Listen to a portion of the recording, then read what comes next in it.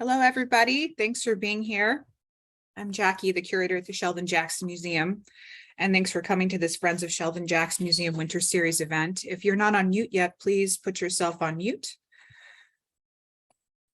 And we will have, of course, time for questions afterwards. Thank you so much, Marcia, for being here.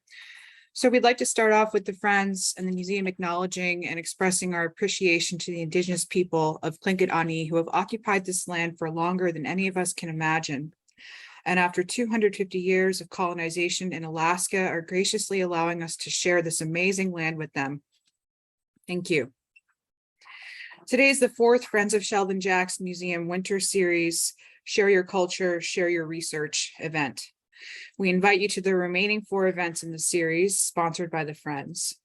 And tomorrow, Saturday, January 14th, the Sheldon Jackson Museum will host an opening reception and artist talk at 2 o'clock to celebrate filling empty spaces, attraction and distraction, an exhibition of new works by Robert Hoffman. Join us for the opening reception and artist talk and enjoy the show and light fare afterwards. People can also attend the talk and see a slideshow on Zoom. Hoffman is one of 3 artists selected for the Sheldon Jackson Museum 2020 to 2023 Solo Artist Exhibition Series. The other artists included Ali High and Peter Williams.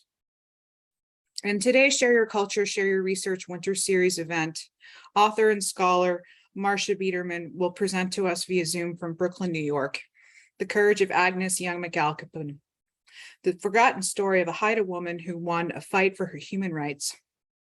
Marcia Biederman is the author of 4 nonfiction books about overlooked American women. She has contributed more than 150 articles to the New York Times, writing about everything from ice dancing to automobile wheel repair. She was a staff reporter for the Crane's New York Business and freelanced for New York Magazine, the New York Observer, and Newsday. Before switching to nonfiction, she published 3 mystery novels and contributed a short story to Best of Sisters in Crime, edited by Marilyn Wallace. So thank you, everybody, for being here. And with that, I will turn it over to Marcia. Thank you.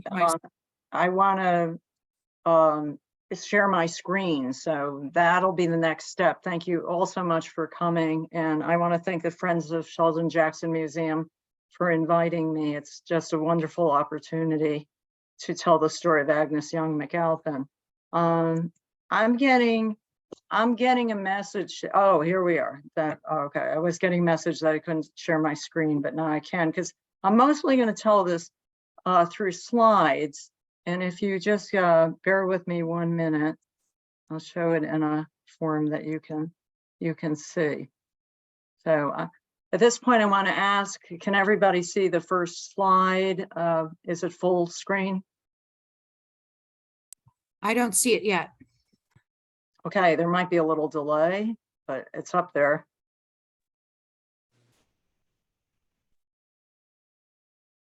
Well, while we're waiting, I'd just like to ask everybody if they could mute themselves if they're not already muted. Thanks. Well, okay, it does say that the host disabled participant screen sharing. I'm getting that message again. I'm sorry, let me check one thing. I apologize for the technical little glitch, but we'll get going soon, because I want to tell Agnes's story through headlines and slides of the that works now. Okay. I'm gonna just press it again, share screen. Yeah, we're good. And this is good, but I just want to get it full screen so you can see it properly. And that would be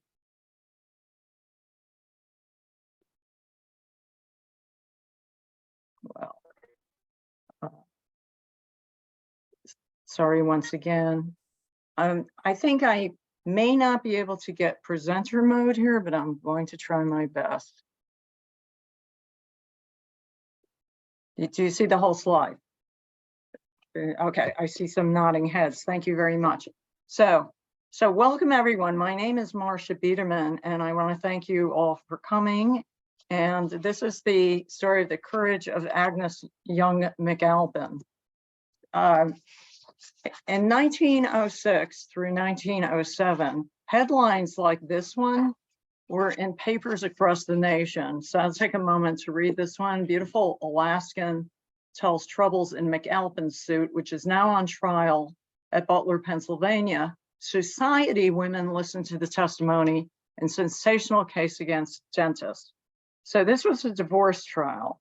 In Butler, PA, about 50 miles from Pittsburgh, an Alaska Native woman was suing her husband for divorce. She said that for years, he and her in-laws had essentially confined her to the attic of their home. Prominent people took an interest because the McAlpin family up until then were a well-respected, solidly middle-class family.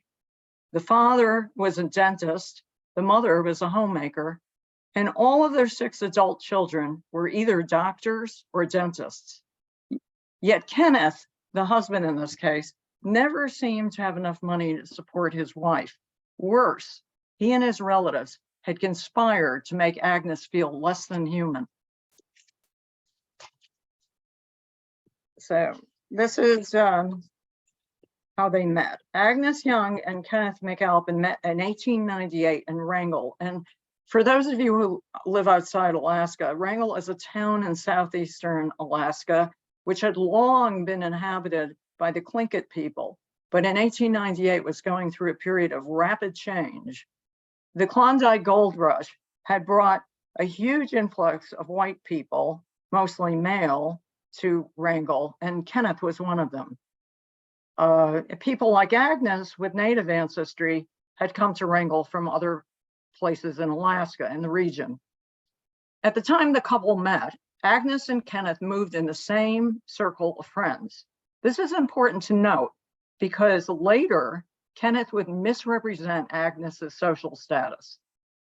The young people met at a church dance, and soon, in Kenneth's words, he fell violently in love with Agnes. I missed a couple of slides, so I'm sorry. I'm gonna have to flip back here. And just bear with me. Okay. So I'll let you read the slide yourself and take a look at those homes. Kenneth had grown up in Pennsylvania and Cleveland, Ohio. Agnes spent part of her childhood in a Haida village called Kasaan, but now referred to as Old Kasaan because the villagers eventually moved to another site. Agnes's great-grandfather was Chief Scowell, the most important chief in Old Kasaan, who died soon after Agnes was born. As a non-native and a non-anthropologist, I am going to ask your forgiveness as I race through this part, but many books and articles have been written about the culturally significant houses and totem poles pictured here.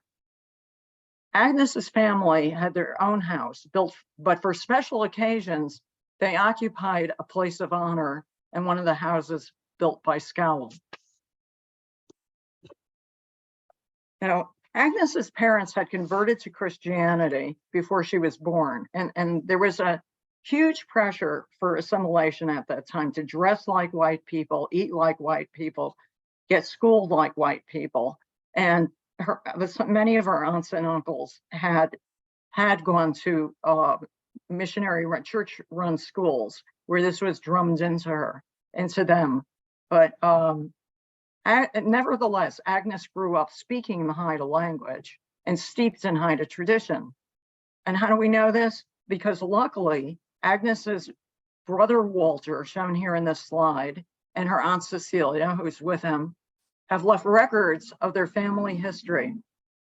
So even though the boarding schools of the era punished the use of native languages and promoted assimilation, Agnes's family managed to cherish and take pride in their traditions. And here you see that Agnes's maternal grandparents were Mary and Charles Baranovich. So Agnes also had white ancestry. Her grandfather, Charles Baranovich, was a white European trader who established a trading post in fish saltery on Prince of Wales Island near Carter Bay. It's in the same area, the same region, Southeast Alaska, but on a different island. Baranovich became friendly with Chief Scowell, and he married Scowell's only child. Mary, who's shown here, was adopted by the chief, and biologically, she was of French and native ancestry.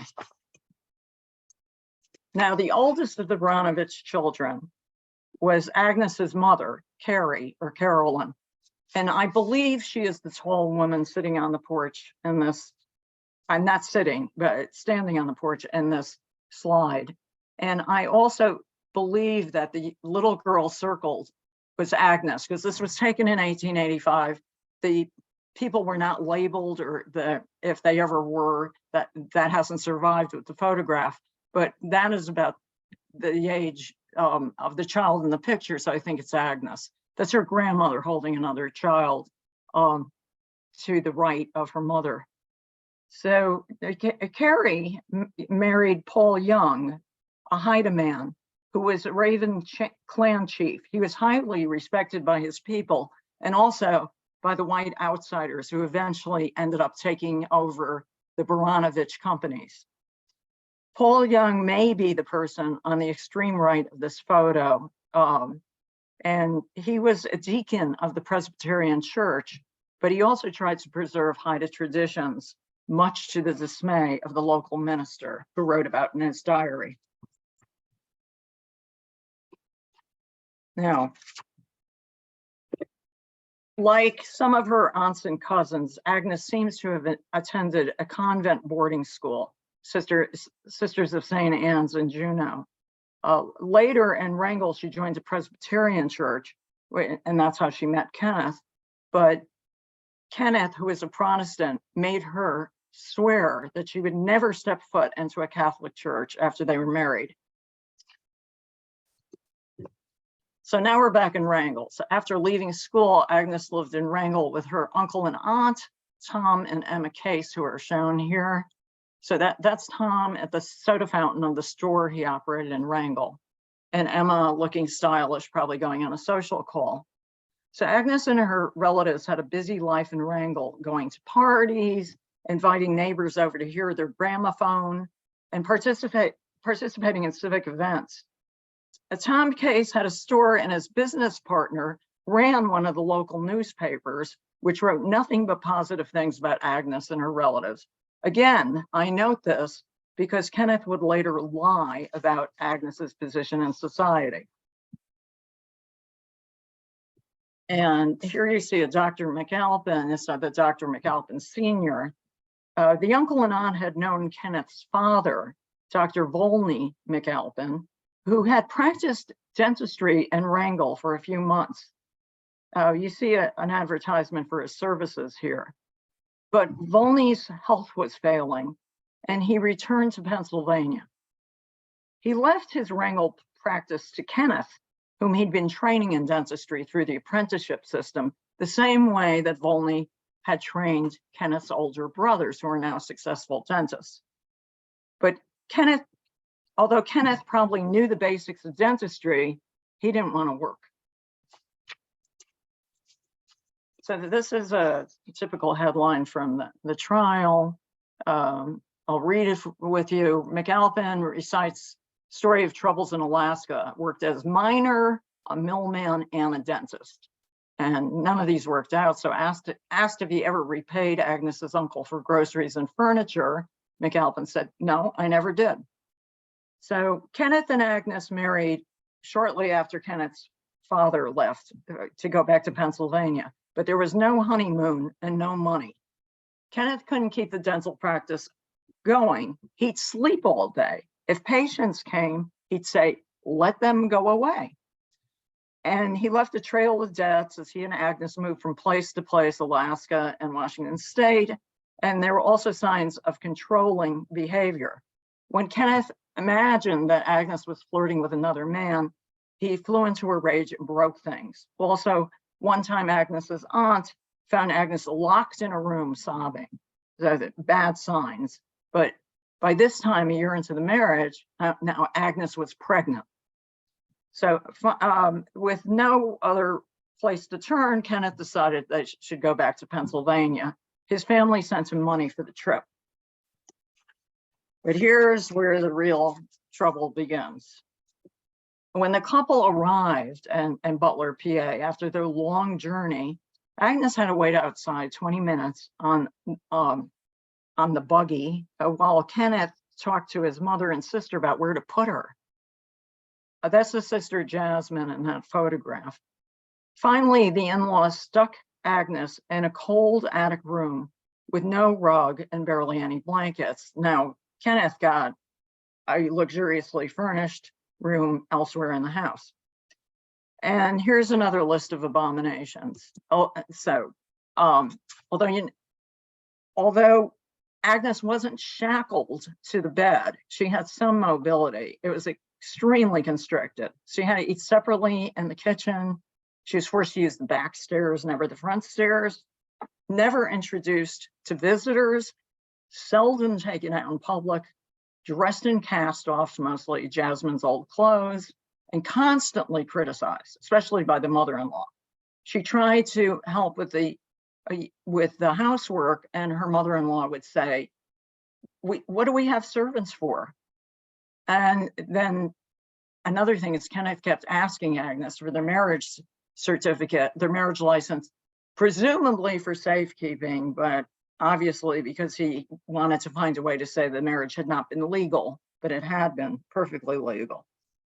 The father had welcomed Agnes, who he may or may not have met in Wrangell, but he was on his deathbed by then. And in 1900, Agnes gave birth to a son, Victor, and Volney, the father-in-law, died. And he left Kenneth a small amount of money, which Kenneth used to go to dental school, because at this time, formal dental training was becoming necessary. Licensing had come in. You couldn't just apprentice to your father. So Kenneth enrolled in what's now the University of Pittsburgh Dental School, which was 50 miles away. And he took an apartment, a very small apartment in Pittsburgh, and came home only on the weekends.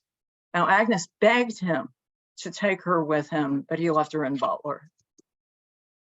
And as if things couldn't get worse, Agnes had a second son, Sayers, spelled S-A-Y-R-E-S, named for McAlpin Scottish ancestor, the next year. Then she found herself pregnant again. And I'm going to read this quote, which is from a Butler, Pennsylvania newspaper. Threats were made as to what might happen if she should bear any more children. And when she did expect the third child, efforts were made to abort it. And this is without her consent. She said that for a whole month, she was tortured nightly by her husband, who insisted upon her taking scalding baths. But the pregnancy continued. Now, I told you that all of Kenneth's brothers and sisters were doctors or dentists, and actually, Jasmine, the sister-in-law, was a licensed physician. She had gone to a women's medical college in Baltimore. So she somehow ended up performing some procedure. Now, abortion was strictly illegal, but she performed some procedure on Agnes, which left Agnes bleeding on the floor and panicked about what would happen to the third child. She was still pregnant, and she wrote in desperation to her father in Alaska and asked him for enough money so that she could come back there and deliver the third child safely. And he scraped it together. He barely had enough. There wasn't no money for food on the train.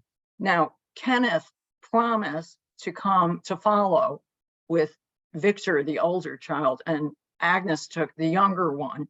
But Kenneth never raised the money for car fare, for train fare, and never came. And in Agnes's absence, while she was in Alaska, the unthinkable happened.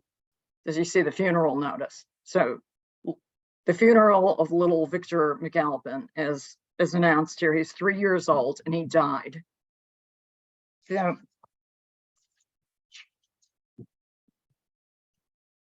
the cause of the death isn't clear. The in-laws said that Victor had been ill with diabetes for a while, for about a week, but Agnes never believed it. And death certificates were not required in Pennsylvania at that time, so there isn't any. What's more, the family didn't even inform her of Victor's death.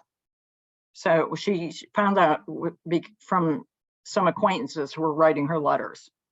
Of course, the family in Alaska was shattered. Agnes stayed with them until Paul, her new baby, was old enough for cross-continental travel. And then she and Sayers and Paul, the two kids, returned to Butler.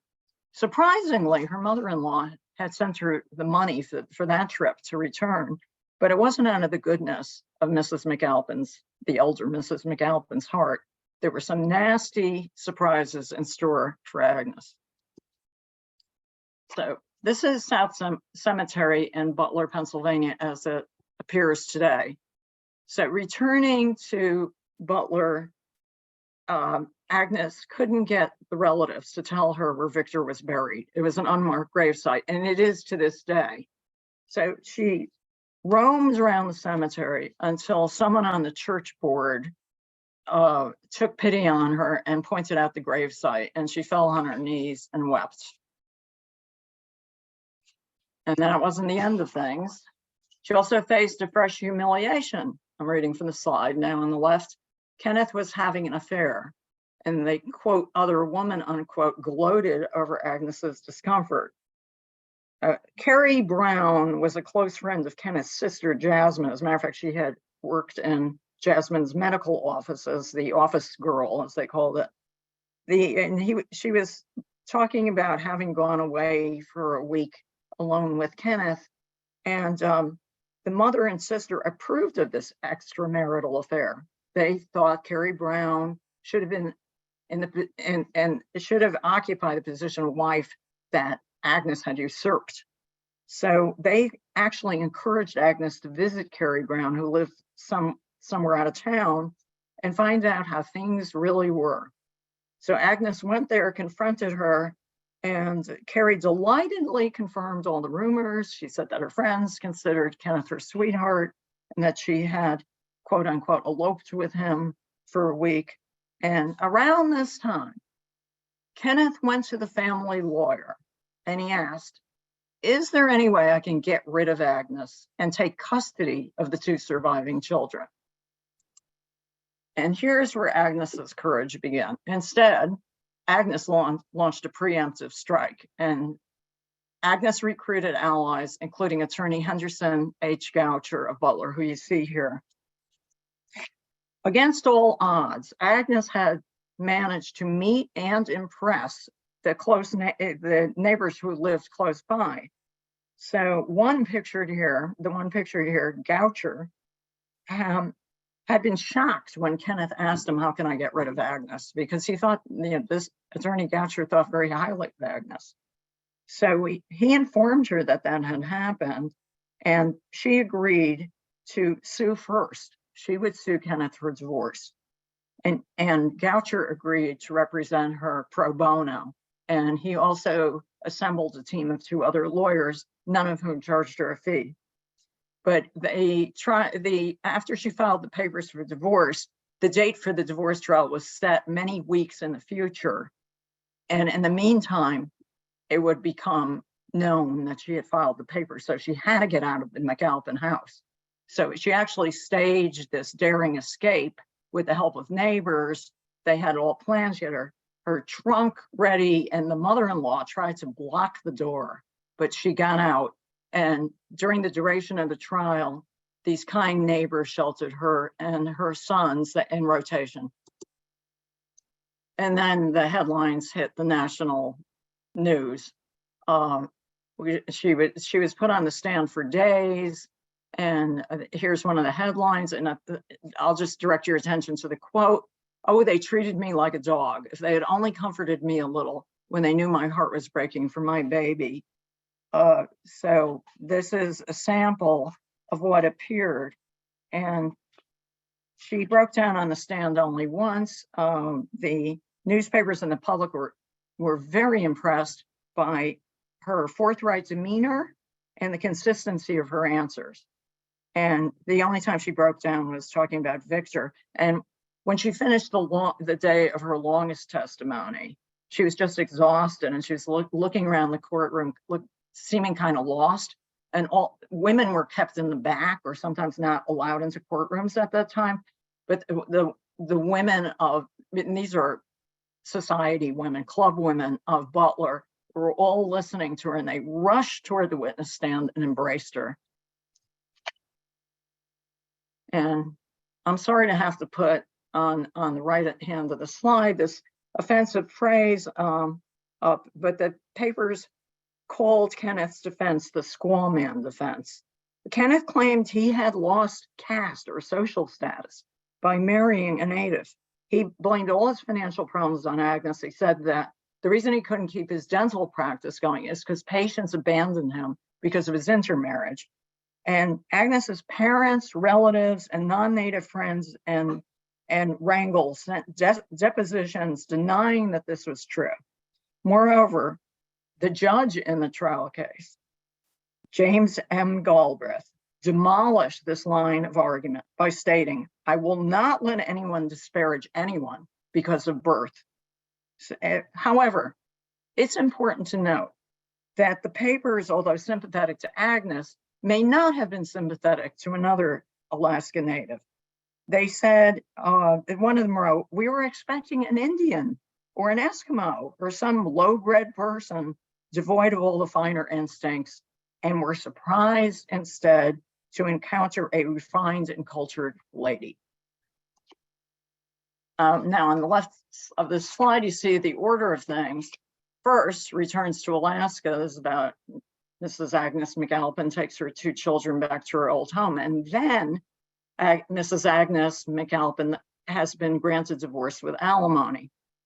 So Agnes and her legal team couldn't be sure how the judge would rule, because some family friends of the mother and sister had testified that Agnes was making the whole thing up. So, not waiting to see how things went, Agnes's lawyers gave her money to take the 2 children home, and they also knew that Kenneth had detectives watching her. So she took an unusual route. And when she got to the West Coast, she took a steamship to Alaska from San Francisco instead of Seattle, which they would have expected. And she did make it back home. Now, she did get the divorce plus alimony, $5 a week, which was good then. It would have provided child support too, but unfortunately, she never got it. Kenneth disappeared. Later, he'd remarry. So he actually didn't disappear. I mean, nowadays with Ancestry and all the databases we have at our disposal, I could easily find him. He moved to Washington State, where he remarried a woman who died in childbirth with their 2nd child, and he went on probably to remarry 2 more times.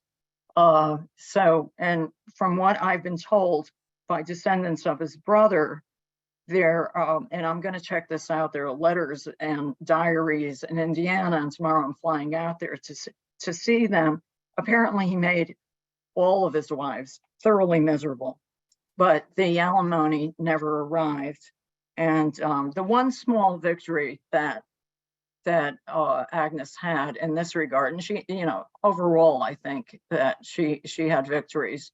But in Butler, the McAlpin family sold their house and moved. They no longer felt welcome there. And I'm sorry, but I raced ahead. Just a second. So I would like to say everything went well back in Alaska, but it didn't. The unkindness didn't end. A major Seattle newspaper wrote that Agnes's testimony about being kept in a cold attic was exaggerated. They didn't back this up with any reporting or quotes. but it was picked up by many, many newspapers across the country, mostly outside of Pennsylvania, and including Alaskan newspapers. And they printed the McAlpin name so everyone knew who they were talking about. And they mockingly called her the Princess of Wrangell.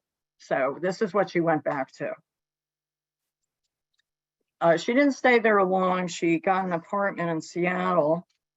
And now I know you've heard many horrible and sad stories about the federally funded boarding schools. And to add to these is what happened to her.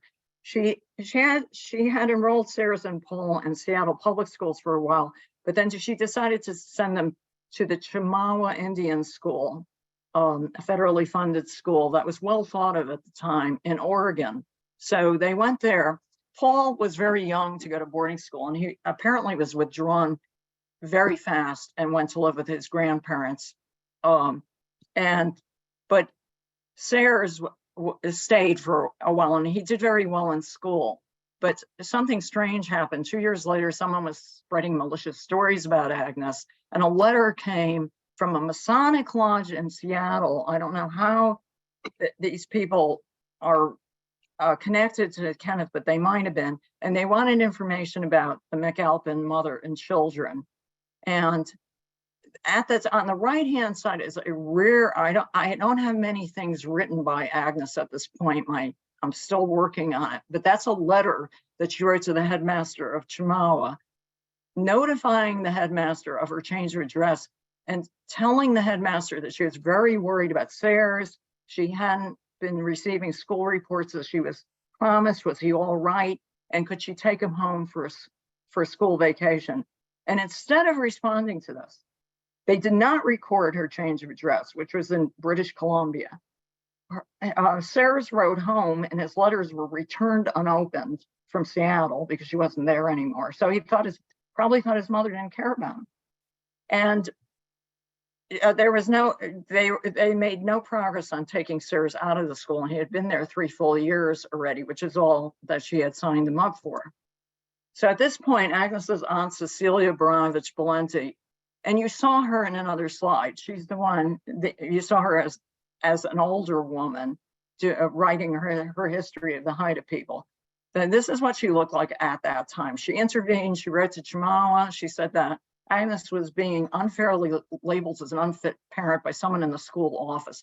And that is probably true. And I think I know who it is. And it's a woman who sometimes taught at the school and sometimes worked in the office. But at any rate, although Cecilia didn't convince the school to release Sayers to his mother, they at least sent him home to his grandparents.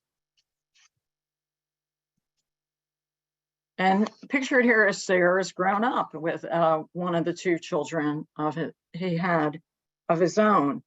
Agnes died when Sayers was 14 and Paul was 13. It's unclear if she ever spent much time with them because of all the obstacles. Both of them graduated from the Sheldon Jackson School in Sitka. And I don't have a picture of Paul, but he apparently led a long and maybe very productive life in Washington State. And I don't think he had children, although he was married at least once. Now, Sayers had a tough life. He had an alcohol addiction, and he died at 50. And Agnes may have remarried a Norwegian-American sailor, but she was 35 years old when she died of TB in 1960. And the second husband also died of TB, but in Illinois. So she may have died alone. But here's the good part of the story. So on the left is another Sayers, spelled slightly differently, who's called Mike. Sayers Mike McAlpin served his country with honor and is still alive. And I had the honor to meet him. So he lives in Ketchikan. He's not in good health. He's 95 now, but he's being taken care of by his family and lives at home. His childhood was not easy. His parents were divorced, and his father, who was Agnes's son, Sayers, struggled with alcoholism, and so did his mother. So while he was a teenager, which you see him on the left as a teenager, he volunteered for the US Army and stayed in for 6 years. He was a paratrooper in the Korean War, jumping from planes into combat. And the center you see hanging from a ribbon, one of his many ribbons and awards. This one says Alaska Native Veteran. And next to it is one of the small figures that he carved when he was younger, having learned carving from his father, Sarah's. It's a tribute to the heritage that Agnes's non-Native relatives tried to extinguish. And Mike has worked as a longshoreman and as a staff member of the Longshoremen's Union. Sorry.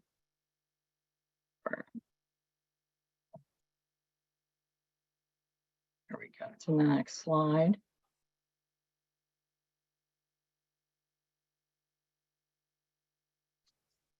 And this brings us to Mike McAlpin's amazing wife, Amelia McAlpin. In Ketchikan, Mike met and married Amelia George, a Tlingit woman, originally from Klawock. On the upper left is a picture of them when they were younger. A retired nurse, Amelia McAlpin, has devoted her life to caring for people, especially people who are seriously ill and young people in need of fostering. In 2016, she received a Volunteer of the Year award from Alaska's governor and first lady. In July, she was my kind host in Ketchikan, opening her doors to me, granting me hours of interviews, introducing me to her children, who also helped me, and showing me around town. And I thought this was Agnes's best revenge when I saw these plaques hanging from the porch of the McAlpin family in Ketchikan. It's so moving to me. This is a list of the names of 4 generations of Agnes's descendants. And Amelia told me that one of the first things Mike, who is Agnes's grandson, of course, told her when they met was that his grandmother had married a traveling dentist and been kept in an attic. Now, with Amelia's help, the help of the rest of her family, and the support of all of you who are here listening, we're finding the missing part of Agnes's story.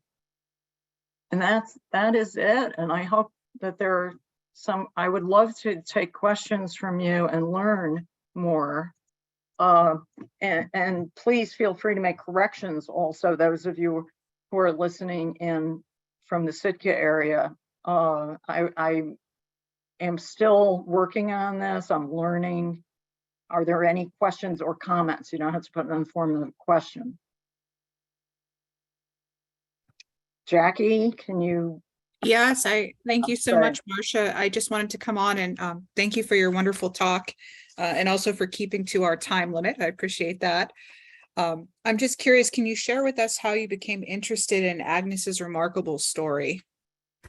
Sure. I was actually I wrote a book about Pennsylvania. The last book I published was about a woman named Dr. Elizabeth Hayes, who had led a strike of coal miners because their company-owned town was filthy and causing disease. And since the union wouldn't lead the strike, she did. She had been the company doctor. And when she did this in 1945, and she was a woman doctor, and somehow I ended up trying to find the history of women doctors in Pennsylvania, and I stumbled upon Jasmine McAlpin, Agnes's sister-in-law, and I thought, oh, this is amazing. She's a doctor in 1906. I thought she would be another admirable character to look into. And instead, it turned out she was this horror. So that's how I found out about Agnes. Thank you. It's so wonderful to hear the stories of success and perseverance and resilience despite this tragedy that forms the basis and background through Agnes's life. So thank you for sharing that.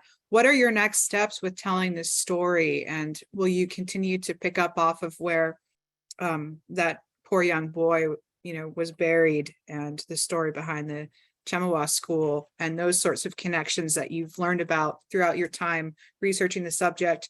And also, have there been interesting loose ends that have come up through your time in Ketchikan and working with the family and people there. Thank you.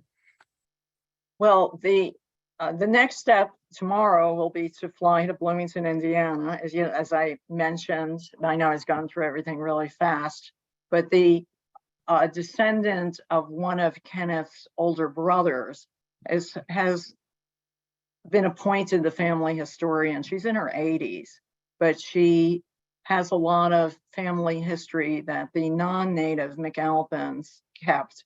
And supposedly she has Kenneth's diary. And I would be very interested. I don't know what years it's for, but I would be very interested in knowing about that. She also has some more information about what he did exactly to the wives that the people he married after Agnes. And she also has photographs.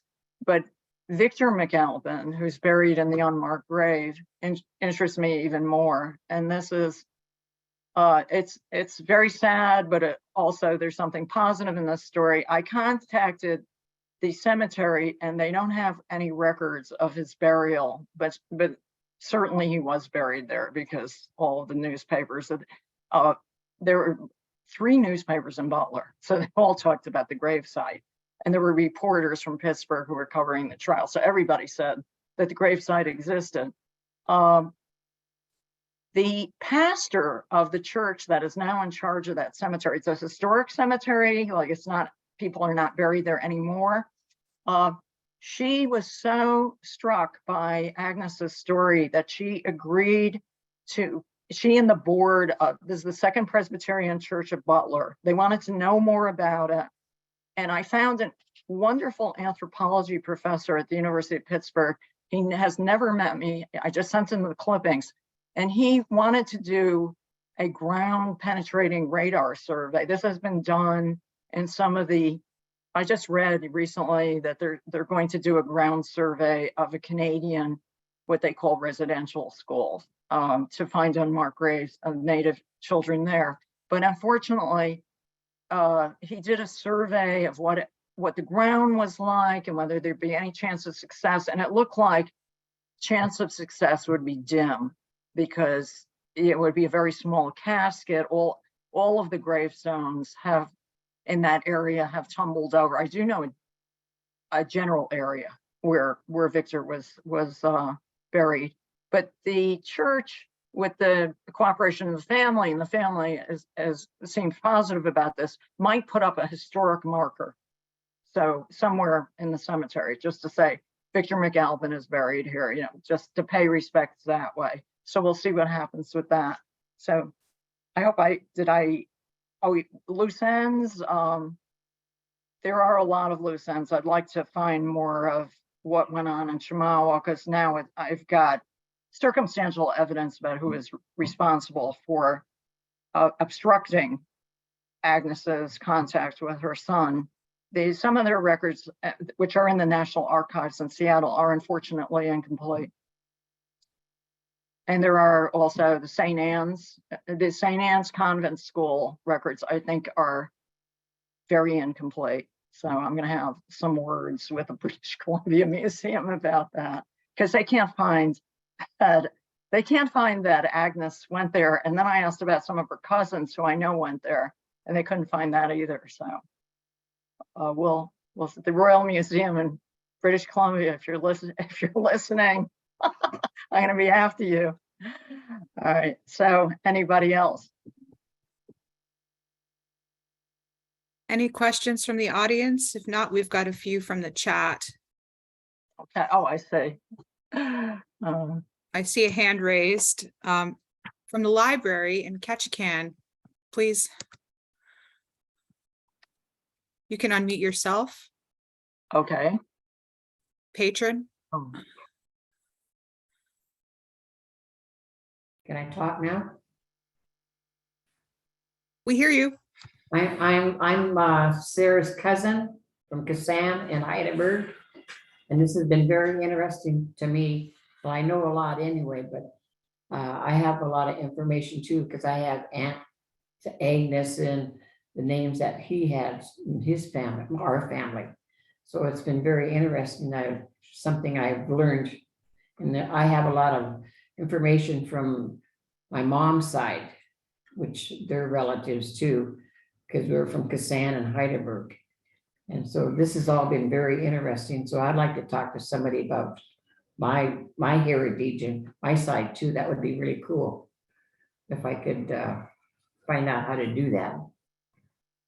I would love to do that. I can put my email.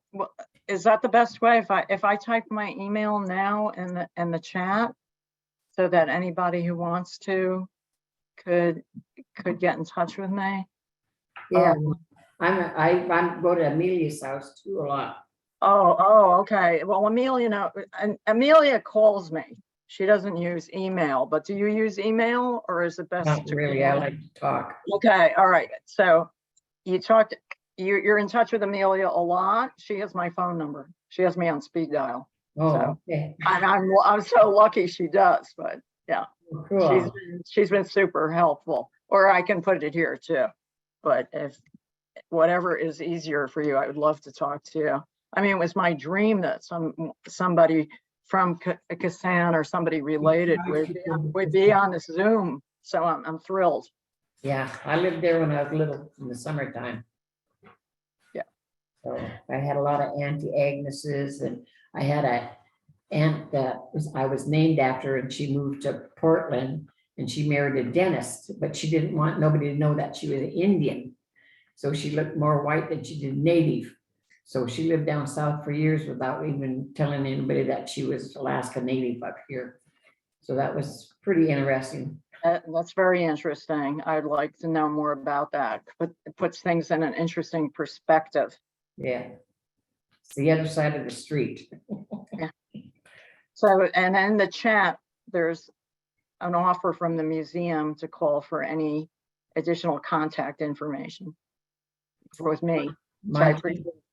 I think, well, my Chinal was Chinal Wallace from Heidelberg, and he was a chief, and so he was a Christian and had a pretty good reputation from Heidelberg and stuff too. Tell her what Chinal means. Chinal means grandpa. Me too. I'm thrilled that you're here, really. And somebody said they'd love my email address, so I'll just put it here. Do it. She's gonna put her email address. Yeah. Oh, I better put, because this is going to be recorded and might be seen by more people. Yeah, because my family would like to hear about all this too. Okay, this is the one for, that's sort of my business email. Okay, my kids would really like to hear all this. I hope they do. Yeah. Hi, Marcia, I think you did a great job. Thank you so much. Thank you, everybody, for all of these comments. I so much appreciate it. Well, this is exciting. Thank you, everybody, for attending. And this video will be posted to the Friends of Sheldon Jackson Museum YouTube channel. It'll probably take a little bit of time, but it will go up. And again, if we can connect you with Marcia or answer any questions, please reach out to the museum. You can just call 907-747-8981. And we're happy to help. And this is such a wonderful, heartbreaking in some ways, but uplifting in others story. We're glad that you're doing this, Marcia. Thank you so much. And thank you, everybody, for being here. Really appreciate it. Thank you again. Can't thank you enough. Right, Have a bye-bye, wonderful everybody. day. Yeah, bye-bye. Take care.